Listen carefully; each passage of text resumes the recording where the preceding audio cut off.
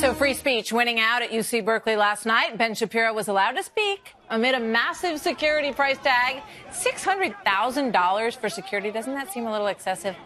They were all, of course, concerned about Antifa violence, which we have seen in force in recent episodes there. Protests were still held. There were 9 arrests made, but the radical, violent anti-fascists were not around to stop the event. Here are some highlights of what Ben Shapiro did get to say last night in Berkeley. Watch. Thank you to the morons who put up that sign across the way and says, "We say no to your white supremacist." Well, I say thank you because I also say no to white supremacist.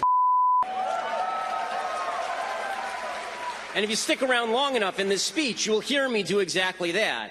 Thanks to Antifa and the supposed anti-fascist brigade for exposing what the radical left truly is, all of America is watching because you guys are so stupid. It's horrifying, I am grateful, and you can all go to hell, you pathetic, lying, stupid jackasses. As far as the idea I'm a white supremacist, you see the thing on the top of my head, right? This funny hat. It's called a yarmulke. Hey, white supremacists aren't that fond of it, which is why I was, according to the Anti-Defamation League, the #1 recipient of white supremacist anti-Semitism on the internet among journalists in 2016. But no, I'm a white supremacist now. Because this is the way the left works, right? If you don't agree with them, everyone's a white supremacist. The reason that I am here is because fascism does not own this university. Because there are students who do want to hear differing views, who don't believe that the First Amendment should die under the jackboots and Birkenstocks of a bunch of anarchist communist pieces of garbage. Here now an exclusive, Ben Shapiro, editor-in-chief of DailyWire.com. Ben, good to see you tonight, and good to see some of what happened in there.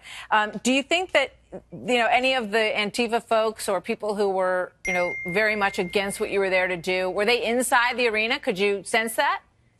Well, I don't think they were inside the arena. What we were told by the police is that there may have been Antifa members in the crowd, but they weren't actually going to reveal themselves because there were actual rules on the books that the cops were now enforcing that if you put a mask down, they were going to arrest you immediately. So the way Antifa works is they like to infiltrate civilian crowds. They pop out, they put on their mask, they do something violent, they pop back into the crowd, and then they disappear. That's how they work. The cops weren't having any of that last night. This was really a tribute to the UCPD and the Berkeley PD for doing their jobs. When they do their jobs, when there's law and order, free speech can happen at Berkeley. When they don't, Antifa reigns. There were some arrests. Let's put up the pictures of the mug shots that were out there earlier, and I know you tweeted about these young folks as well. There they are. There they are. Smiling young folks who got arrested, I think, for having some kind of weapon on them. I don't know if it was a brick or, it didn't exactly describe it, but there they are. What do you think? And the best that life has to offer. I mean, obviously, this is the cream of America. Apparently, some were arrested for having signs that had sticks on the back of them. One person was arrested for having some sort of baton in his backpack. One was arrested for spitting on a police officer. So the idea that if the police hadn't been there, there would have been violence, I think that's probably true, given the fact that all of Berkeley was basically shut down. I mean, there were businesses shutting early yesterday. The Bank of America actually boarded up its own ATMs because they were concerned that Antifa was going to destroy the ATMs again. Antifa, again, they've been led by the city to believe that they rule the city. And last night was the first time that the police were actually allowed to engage in a show of force, saying you don't rule the city. And if you try to violate the law, we'll arrest you. I mean, I talked to a bunch of police officers yesterday. They were really, really happy that for the first time, the leftist administration at Berkeley and in the city of Berkeley allowed them to do their jobs. Well, maybe they figured out how to do this, and maybe you helped them to get there. I know there's a bunch of speakers, including Steve Bannon and Ann Coulter, who are scheduled to speak there in coming weeks. So we'll see if, maybe they've learned how to make this work. I want to ask you one quick question about the ESPN thing as well, because today there was an internal memo that was leaked, and let's put some of it up on the screen, by the leadership at ESPN. Okay. The ESPN president, in a memo to staff, said that ESPN is about sports. It is not a political organization. And obviously that was in reference to Jamila Hill, the woman who said that the president's a white supremacist. What do you think?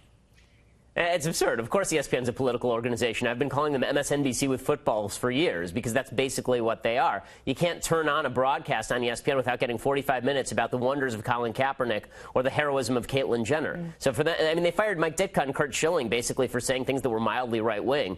The idea they're not political is just absurd. By the way, I think that Jamel Hill should keep her job because I think that as long as ESPN is going to be overtly political with Jamel Hill, I think they should hire back Ditka. I think they should hire back Schilling.